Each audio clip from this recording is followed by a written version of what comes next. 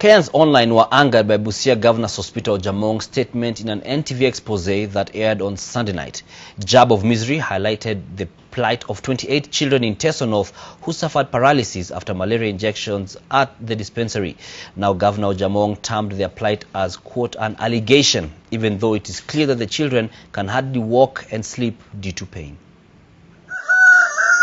On Sunday, NTV aired a feature titled Jab of Misery, which highlighted the plight of 28 children of Kakapel location, Teso North sub-county, who were affected by a malaria jab in July 2015. According to medical records, the children developed a condition called sciatic neuritis after they were directly injected on the sciatic nerves. The children have deformities ranging from leg paralysis and foot drop, where a child can hardly lift the leg at the ankle.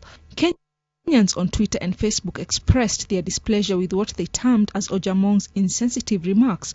We cannot punish her on the basis of allegations, even if the courts passed, if they brought their rulings or orders. It would be very difficult to respect them, because on what basis? On his part, Mwara said, "I am not surprised by Ojaamong's arrogance.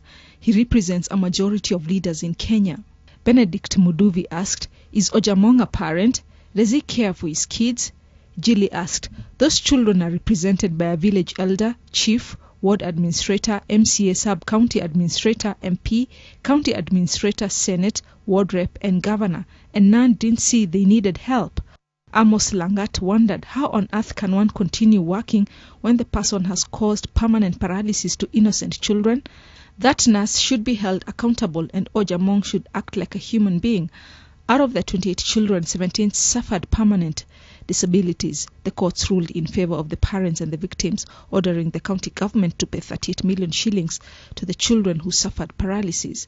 9 months on, the families are yet to be paid.